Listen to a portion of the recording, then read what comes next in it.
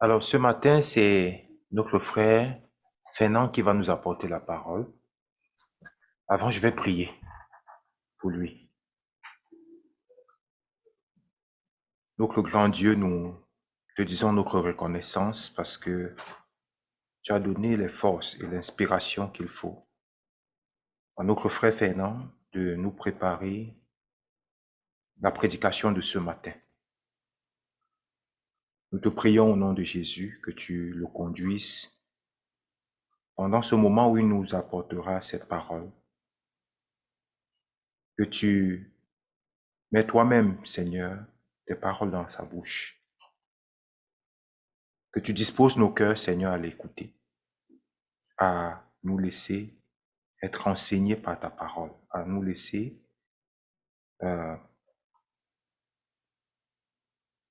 à laisser nos cœurs être transformés par toi, Seigneur, au travers de ta parole. Au nom de Jésus, nous te prions. Amen. Bonjour et bienvenue au message de ce matin. Je suis content de vous voir chacun et chacun ici à l'église. Et puis aussi à la maison, un peu partout où les gens se trouvent en ce moment. Quand j'avais 5 ans, nous allons considérer aujourd'hui la signification du chiffre 5 dans la Bible, mais ça m'a rappelé que pour la première fois, loin de mes parents, moi je suis natif de Trois-Rivières et puis on m'avait emmené à Montréal, à l'hôpital Sainte-Justine, où j'ai été là 3 mois à l'âge de 5 ans. Je pensais qu'on m'avait simplement abandonné, on m'a pas expliqué quoi que ce soit. On m'a laissé ça, puis tout à coup, mes parents n'étaient plus là. Et puis, c'était des étrangers autour de moi. Mais j'avais 5 ans. Et puis, ma mère nous avait enseigné une prière à la maison. Alors, c'est la première fois à l'âge de 5 ans que j'ai prié à l'hôpital au coin de Bellechasse et Saint-Denis. C'est là que l'hôpital Sainte-Justine était situé dans les années 40, 50 et 60, je crois. Là, c'est depuis les années 70, je crois que c'est à un endroit différent à Montréal. Mais je me rappelle, là, j'étais au 4e étage de l'hôpital, j'avais 5 ans. J'étais seul, je me sentais abandonné.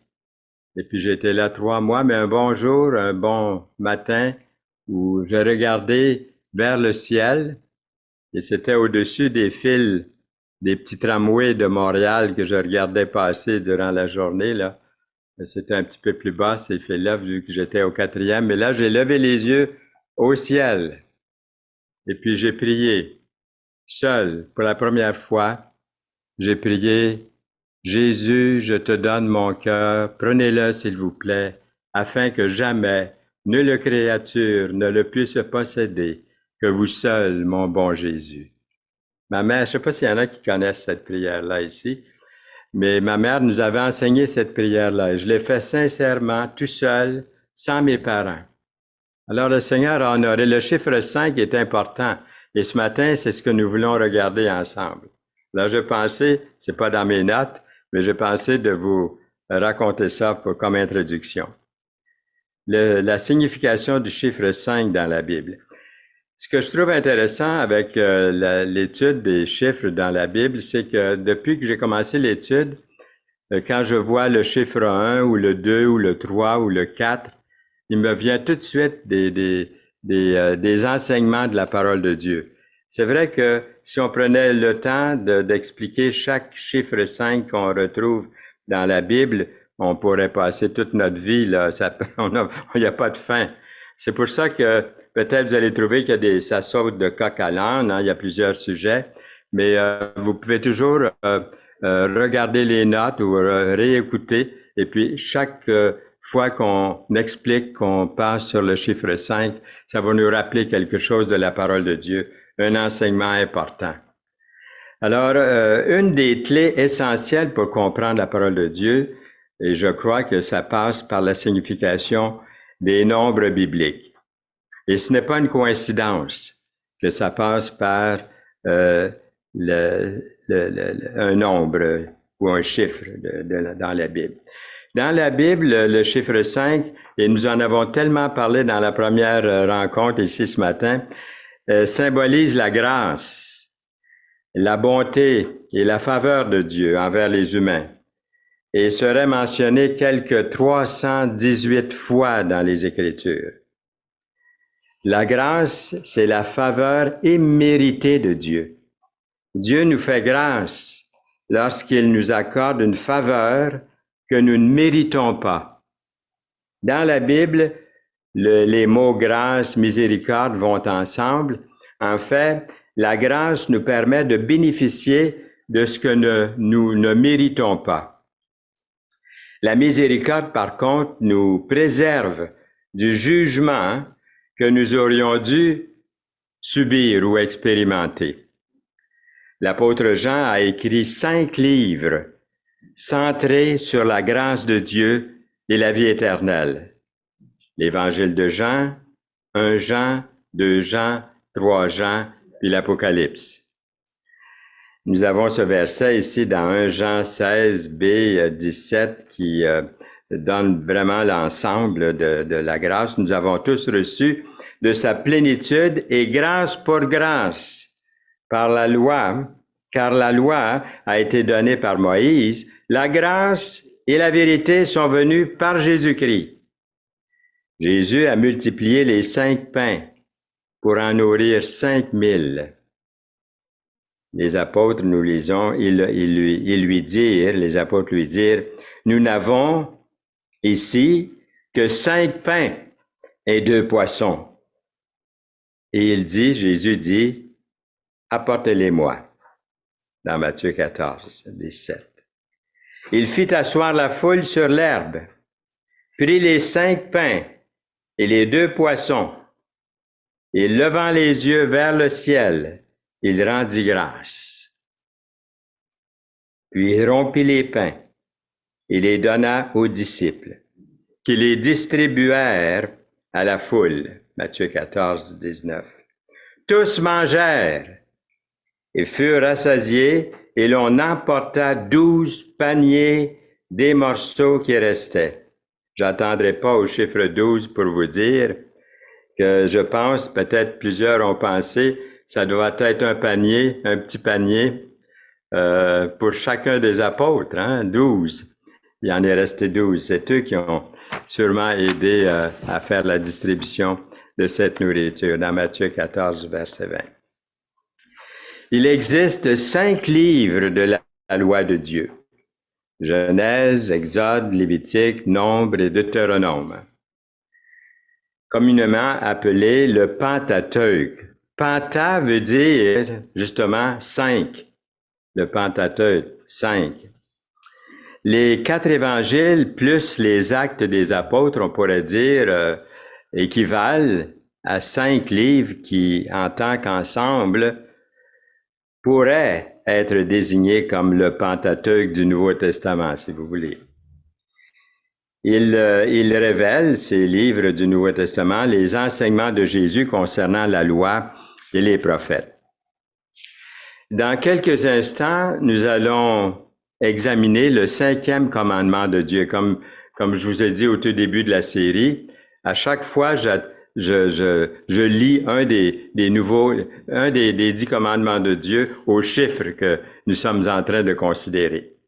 Alors, dans quelques instants, nous allons examiner le 5e commandement de Dieu donné à Moïse sur le mont Sinaï. Mais nous continuons avec le chiffre 5, le tabernacle dans le désert. Ça, j'ai trouvé ça intéressant aussi. Ça reflète intensément la grâce de Dieu, le tabernacle dans le désert, dans son utilisation du chiffre 5. Ce tabernacle dont le dessein a été donné directement par Dieu contenait 5 rideaux, dans Exode 26, 3, 5 barres, Exode 26, 26, 5 piliers et 5 bases, Exode 26, verset 37. Et un autel en bois de 5 coudées de long et 5 coudées de large, Exode 27, 1. La hauteur du parvis à l'intérieur du tabernacle était de 5 coudées, Exode 27, 18. Le tabernacle dans le désert, je le répète, reflète intensément la grâce de Dieu et son chiffre, c'est le chiffre 5. Il existe 5 principaux types d'offrandes que Dieu a commandé à Israël de lui apporter. Ce sont l'Holocauste dans Lévitique. Je ne vous donnerai pas toutes les références, ils vont paraître à l'écran. Le péché, toujours dans Lévitique ici. La transgression, les versets aussi dans Lévitique, c'est dans toutes les Lévitiques, ce que je vous donne maintenant. Le grain, la même chose. Et puis, offrande de paix. Donc, l'Holocauste, le péché, la transgression, le grain et offrande de paix. Les sacrifices ici, les offrandes, c'est-à-dire que Dieu a commandé à Israël à lui apporter. L'huile d'onction sainte dans Exode 30, verset 23, dont les ingrédients ont été donnés directement par Dieu, encore une fois, a été utilisée pour consacrer les meubles du tabernacle. Il était composé de 5 parties, car c'était une révélation de pure grâce. La proportion d'épices, je vous donne une petite recette ici, et depuis que mon épouse, j'en prends soin et tout ça, je suis beaucoup dans la cuisine à préparer des repas. Et autrefois, je m'intéressais pas beaucoup à ça, mais aujourd'hui, les épices ou n'importe quoi qui a à faire à la nourriture commence à m'intéresser de plus en plus. La proportion d'épices utilisées dans la fabrication de l'huile était un multiple de 5, auquel était ensuite ajouté ce qu'on appelle un hin d'huile d'olive. Hin, c'est la mesure, la capacité la plus fréquemment utilisée chez les anciens Égyptiens, évaluée à 46 centilitres. En deuxièmement, il y avait la myrrhe pure, 500 shekels, cannelle douce, 250 shekels, calamus doux, 250 shekels, et cassia, 500 shekels. Donc, vous avez les 5 ici, la proportion d'épices utilisées dans la fabrication d'huile. Le livre des psaumes est divisé en 5 sections principales. Livre 1, les psaumes 1 à 41, qui constitue le premier livre, souligne combien Dieu est à nos côtés. Un bon exemple se trouve dans le tout premier psaume où nous lisons que l'homme qui médite la parole de Dieu est comme un arbre planté près des ruisseaux d'eau. Il prospère dans tout ce qu'il fait. Un autre exemple se trouve dans le psaume 23. Est-ce qu'on peut le dire ensemble, ceux qui sont à la maison, si vous voulez aussi, à haute voix? Nous pouvons le lire, il est à l'écran. Ensemble, l'Éternel est mon berger, je ne manquerai de rien. Il me fait reposer dans de verts pâturages, il me dirige près des eaux paisibles, il restaure mon âme, il me conduit dans les sentiers de la justice à cause de son nom. Psaume 23, les versets 1 à 3. Le deuxième livre se compose des psaumes 42 à 72. Et ici, l'attention est accordée à la façon dont Dieu nous précède, ou après nous précède, dont Dieu précède David ici, qui confesse son péché. David qui confesse son péché dans le psaume 51. Et supplie le Seigneur de laver sa transgression et de créer en lui un cœur pur. Le troisième livre, la troisième section du livre des psaumes, les psaumes 73 à 89, déplore la destruction à la fois du temple de Dieu et de Jérusalem. Cette section fait également allusion aux prophéties concernant la grande tribulation de la fin des temps. Asaph raconte l'histoire du peuple de Dieu dans le psaume 78. Il nous montre que Dieu a été à l'œuvre tout le temps. Il exhorte les enfants d'Israël à raconter à la prochaine génération, même aux enfants à naître, la grande et puissante action du Seigneur. Le 4e livre, Psaume 90 à 106, se réjouit du règne de 1000 ans de Jésus et montre qu'Israël est à nouveau réuni. L'Éternel a manifesté son salut, il a révélé sa justice aux yeux des nations, il s'est souvenu de sa bonté et de sa fidélité envers la maison d'Israël. Psaume 98, verset 2. Toutes les extrémités de la terre ont vu le salut de notre Dieu. Poussez vers l'Éternel des cris de joie. Vous tous, habitants de la terre, faites éclater votre allégresse et chantez. Psaume 98, verset 3. Le psaume 90 est le seul psaume accrédité à Moïse. Il y explique à quel point notre vie sur cette terre est brève. Nous devons donc bien compter nos jours. Comme Serge aux enfants la semaine dernière, je crois, nous a parlé avec les chandelles, on se souvient bien de la leçon d'objet. Est-ce que nous comptons nos jours? Nous devons donc bien compter nos jours. Les jours de nos années s'élèvent à 70 ans. Et pour les plus robustes, à 80 ans. Pas pire, hein? Pas pire.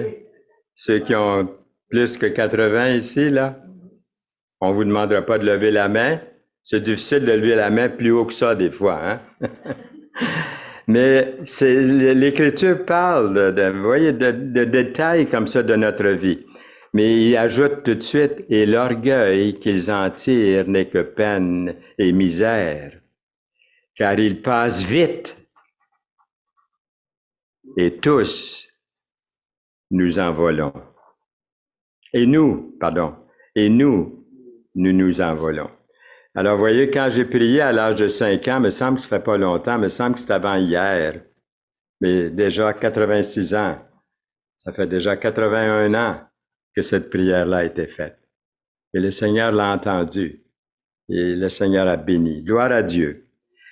Vous avez combien de jours de vécu? J'entends presque Serge donner le nombre de jours. Il a l'air à tenir compte de ça. Il nous l'a donné l'autre jour. Il vous en reste combien à vivre? Dans le 5e et dernier livre de la section des psaumes, 107 à 150, ça décrit ici un moment où Juda, qui représente tout Israël, sera à nouveau délivré. Le psaume 128 dépeint une belle image d'un homme qui craint Dieu.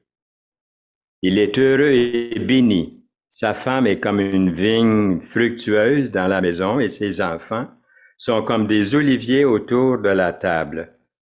Et il verra la paix et la prospérité dans sa nation. J'ai beaucoup aimé cette histoire de la jeune fille toute jeune, 9 ans. Elle avait 9 ans. Elle a prié. Nous avons entendu notre frère tantôt nous parler de sa prière qui a touché un policier. Je me rappelle un jour, le curé de la paroisse est venu nous visiter à Montmagny. Et puis, quand c'était le temps de manger, on l'a gardé à manger avec nous. Et puis, il a appelé au presbytère pour savoir s'il pouvait, et ainsi de suite. Mais finalement, on lui a donné la permission. Il est resté à la maison. Puis, on a dit, nous, on rend grâce avant le repas. Et puis, c'est au tour de France à rendre grâce. C'était notre plus jeune. Je pense qu'elle avait 5 ou 6 ans. Et puis, elle a prié. Et aussitôt que sa prière était finie, il était très, très touché. Et monsieur le curé a dit, savez-vous, il dit, j'ai été touché par cette prière. Et puis nous, dans notre église, on commence de plus en plus aussi à s'intéresser à faire des prières comme ça, spontanées. Il a vu que sa prière n'était pas écrite. Elle a parlé de son cœur, merci Seigneur pour la nourriture.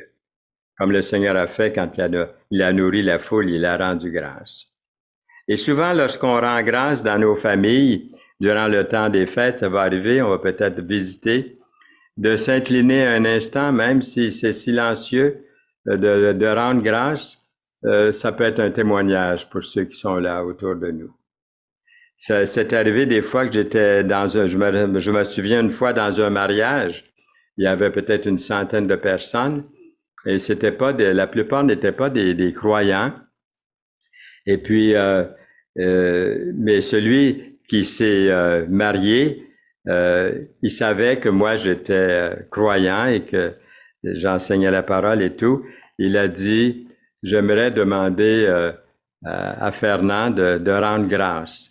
Voyez-vous, donc, pour lui, c'était une faveur qu'il demandait, peut-être, je sais pas, mais il a demandé ça. Pourtant, il m'avait mis à la même table que le monsieur le curé. Alors, j'ai regardé le monsieur le curé, je lui ai fait signe, est-ce que vous voulez rendre grâce? Parce que je trouvais que la plupart étaient de l'Église catholique, et puis il demande à moi de rendre grâce. Alors, je donnais l'occasion à monsieur le curé de le faire, par politesse aussi. Et puis, mais tout de suite, il a dit non, allez-y, c'est correct. Je me suis levé debout et, à ma surprise, tout le monde s'est levé debout. Et puis, tout le monde a dit Amen.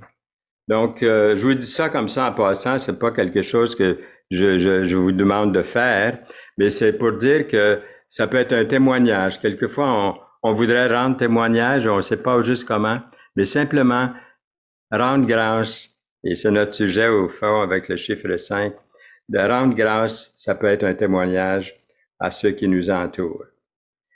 La tête d'or de la statue représente Babylone dans Daniel 2, verset 32.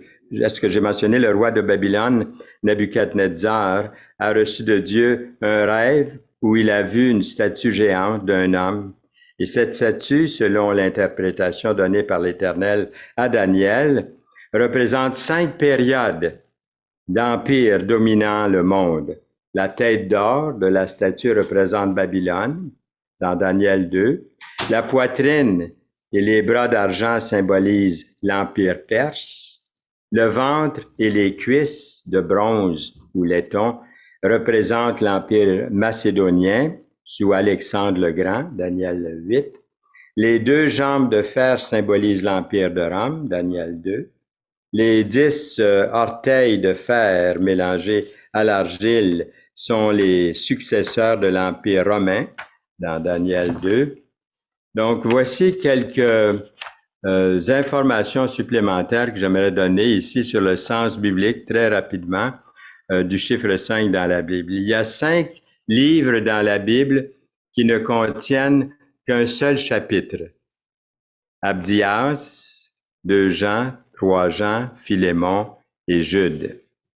Moïse a écrit 5 livres, le plus grand nombre de n'importe quel écrivain de l'Ancien Testament. Les 10 commandements contiennent 2 séries de 5 commandements. Les 5 premiers commandements sont liés à notre relation avec Dieu. Les 5 derniers concernent notre relation avec les autres humains. Quelle sorte de parents avez-vous eu? Quelle sorte de parents êtes-vous? On arrive au 5e commandement de Dieu donné à Moïse sur le mont Sinaï. Le 5e commandement de Dieu selon la Bible, « Honore ton père et ta mère afin que tes jours se prolongent. » Exode 20, 12. Chez les catholiques, c'est le 4e commandement qui dit « Père et mère, tu honoreras afin de vivre longuement. Père et mère, tu honoreras afin de vivre longuement. » Pourquoi ce n'est pas le 5e commandement comme c'est dans la Bible? Pourquoi c'est le 4e? Et je vous l'ai déjà dit, on a déjà vu ça dans le 2e, lorsqu'on a regardé le 2e commandement. Mais je veux juste rappeler que c'est parce que le petit catéchisme catholique ne cite pas le 2e commandement de Dieu comme il est écrit dans la Bible.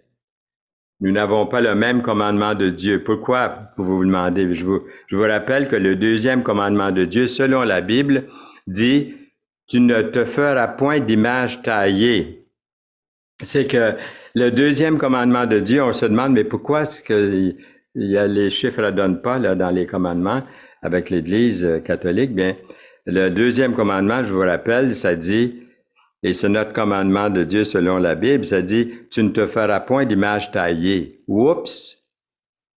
Tu ne te prosterneras point devant elles. Oups! Tu ne les serviras point. Ouh!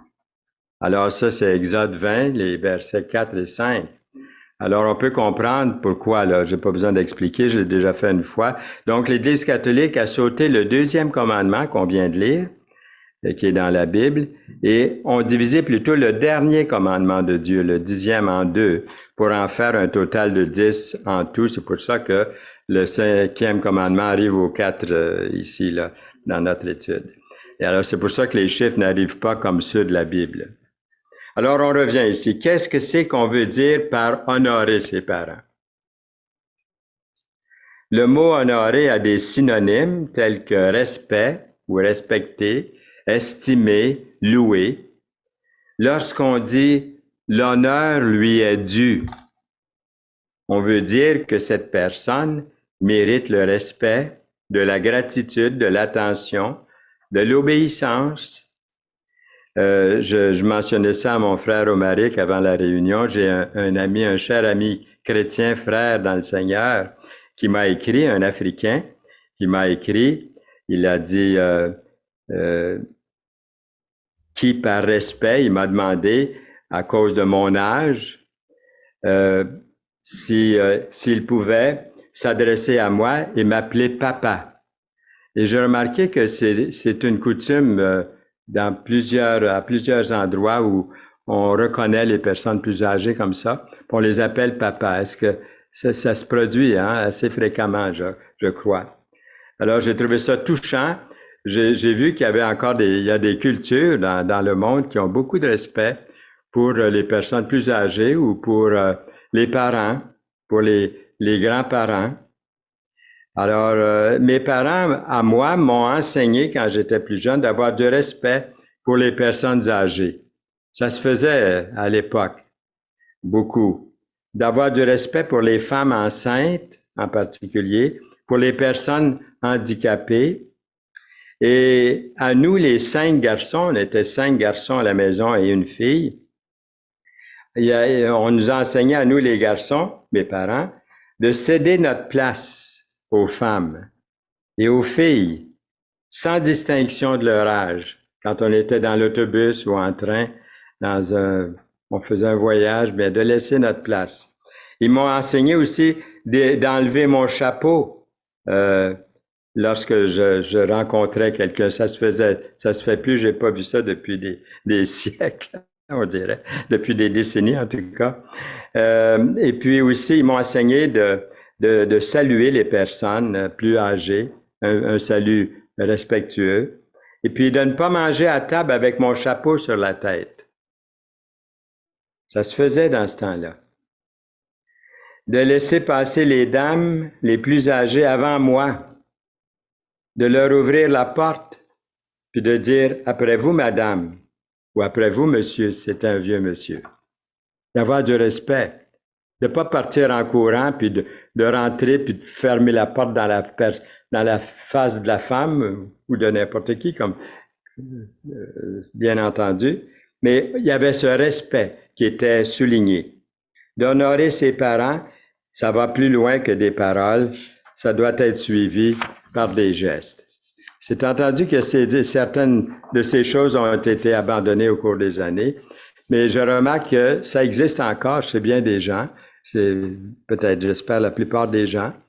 Peut-être à cause de mon âge aussi, c'est que même des jeunes dames m'ouvrent la porte ou attendent que j'arrive à la porte. Alors, je me suis dit, certainement que j'ai atteint l'âge où même les dames vont avoir du respect pour les... Alors, ça existe encore dans notre société, hommes et femmes, je pense, mais ça a été abandonné par plusieurs, je crois, et on doit revenir à ça. En tout cas, si pas entièrement à ça, à avoir du respect, de se souvenir de ces bonnes habitudes qu'on avait autrefois. Alors, souvenons-nous aussi qu'Israël s'était rendu coupable d'honorer Dieu seulement du bout des lèvres. On lit dans Ésaïe 29, 13, le Seigneur dit, « Quand ce peuple s'approche de moi, il m'honore de la bouche et des lèvres, mais son cœur est éloigné de moi. Et la crainte qu'il a de moi n'est qu'un précepte de tradition humaine. » Jésus a lui aussi insisté sur ce commandement d'honorer son père et sa mère dans Matthieu 15, verset 4.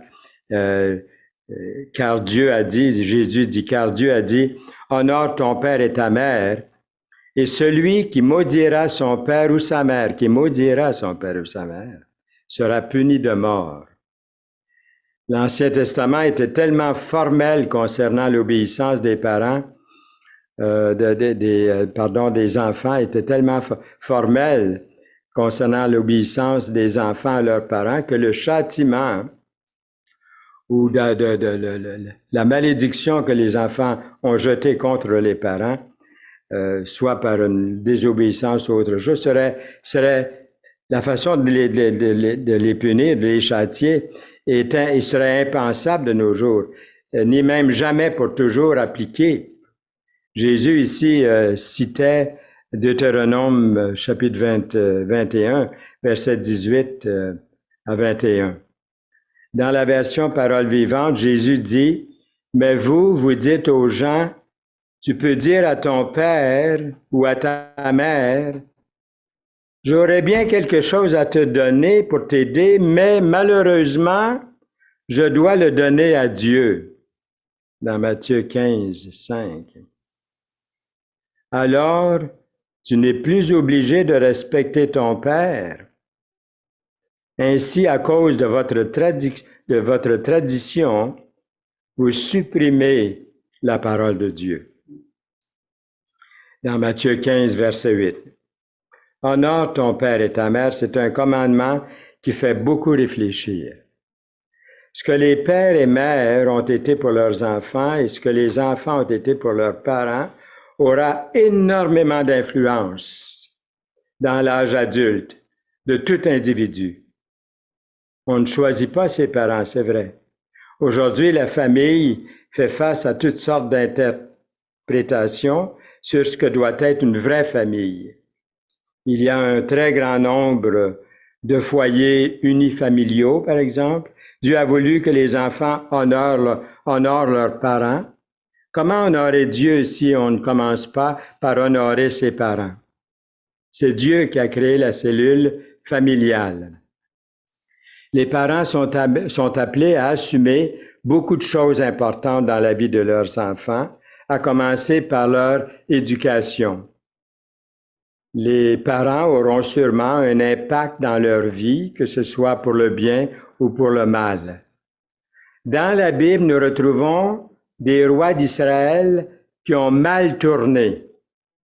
Vous en connaissez des exemples. Exemple, Achazia ou Achazia, fils d'Achaz, régna sur Israël à Samarie.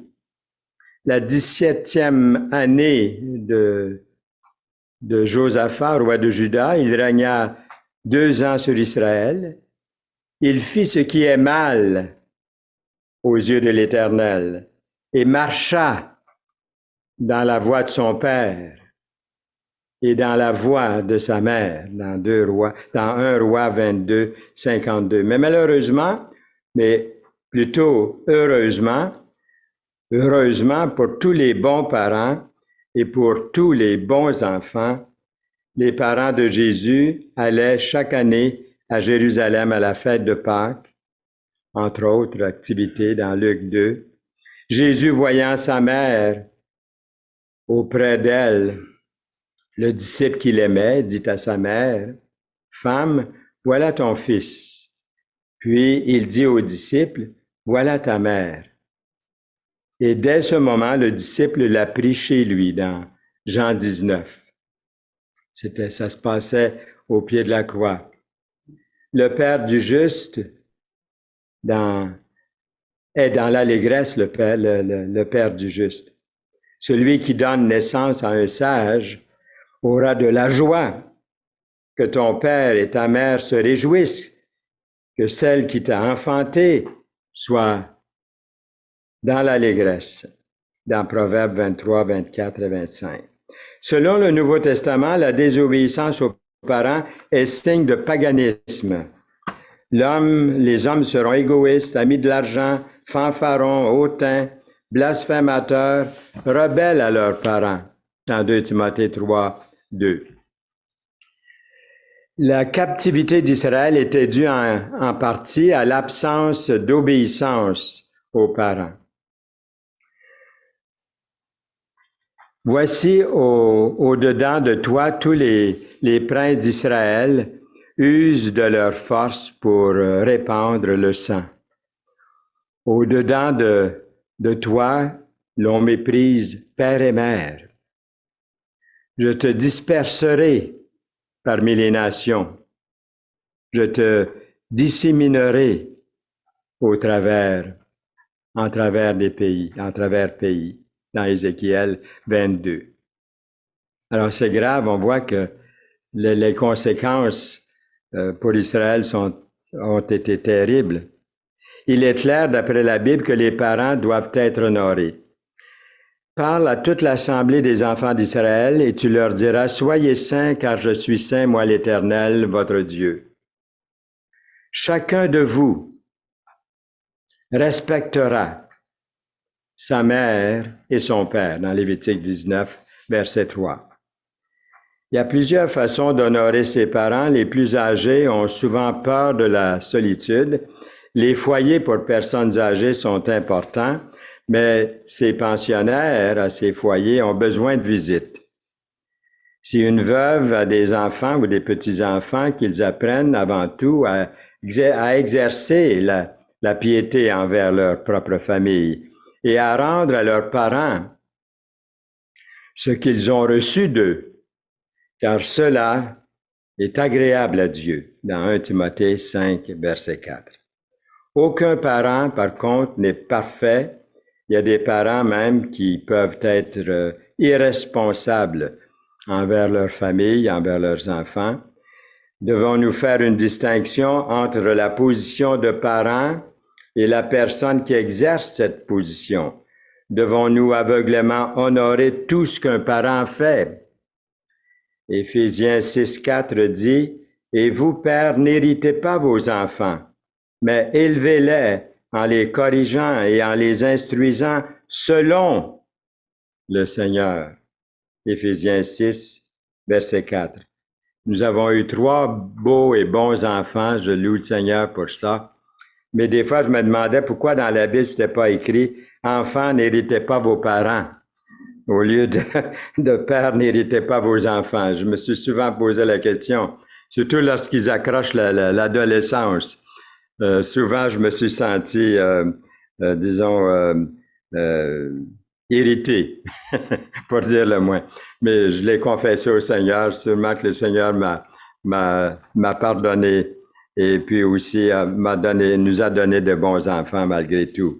Alors, enfants, obéissez à vos parents selon le Seigneur, car cela est juste.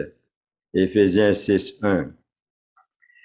Il y a une certaine priorité à observer. Celui qui aime son père et sa mère, ou sa mère, plus que moi, n'est pas digne de moi. Et celui qui aime son fils ou sa fille plus que moi, n'est pas digne de moi. Dans Matthieu 10, verset 37. Les parents exercent une fonction semblable à celle de Dieu, mais ils ne sont pas Dieu. La parole d'un parent ne doit pas rivaliser ou prendre la place de la parole de Dieu. On doit donner la première place à Dieu lorsque la décision doit être prise, mais on ne doit pas négliger ses parents, on ne doit pas négliger ses enfants, sa famille. C'est un principe biblique qui est très, très fort. Et Dieu veut qu'on mette notre famille en premier, notre épouse, notre époux. C'est notre responsabilité. On a fait l'étude un peu mercredi soir dernier, on en a parlé ensemble à un moment donné de ce sujet-là, ce qui était très bien. À l'âge adulte, l'homme et la femme choisira peut-être de s'absenter du foyer familial. C'est ce qu'on souhaite en tout cas. Surtout que lorsque le jeune est rendu un peu plus âgé, la jeune, la même chose. C'est pourquoi l'homme quittera son père et sa mère et s'attachera à sa femme et ils deviendront une seule chair. Donc, le 5e commandement de Dieu est un commandement avec promesse. Jésus dit, je suis venu afin que les brebis aient la vie et qu'elle l'ait en abondance. Dans Jean 10, 10. Ils portent encore des fruits dans la vieillesse. Ils sont pleins de sève et verdoyants. Psaume 92, verset 14. Le 5e commandement de Dieu met le focus sur la bénédiction d'honorer ses parents.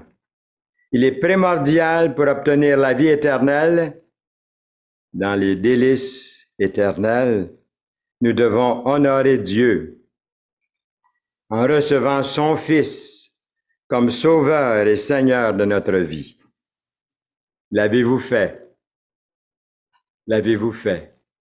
L'avez-vous reçu, le Seigneur, dans votre vie, dans votre cœur? Est-ce que vous vivez pour lui? Est-ce qu'il vous précède dans votre marche pour Dieu? Son don de salut pour vous ne peut pas être mérité. C'est un cadeau qu'il vous fait. Reconnaissez-le, acceptez-le, repentez-vous et venez à lui. Dieu est le seul Père qui a toujours raison. Amen. Amen. Seigneur, merci pour ta parole qui nous conduit et merci pour cet enseignement du 5e commandement de Dieu qui est aussi important que tous les autres commandements que tu nous as laissés dans ta parole. Merci que Jésus a observé ces commandements à la perfection. Nous l'avons vu encore dans ta parole ce matin. Et Seigneur, nous voulons te prier que si nous avons désobéi à ces commandements, c'est que nous avons besoin d'un Sauveur, d'un Seigneur.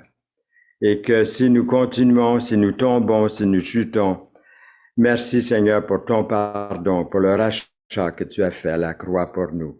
Tu as versé ton sang, tu nous as pardonné, tu nous as donné une vie nouvelle en toi. Nous voulons te donner toute la gloire pour cette grâce immense que tu nous accordes. Et par la signification de ce chiffre 5, justement, qui représente cette grâce infinie que tu as pour chacun de nous. Seigneur, nous te louons, nous te bénissons au nom de Jésus. Amen.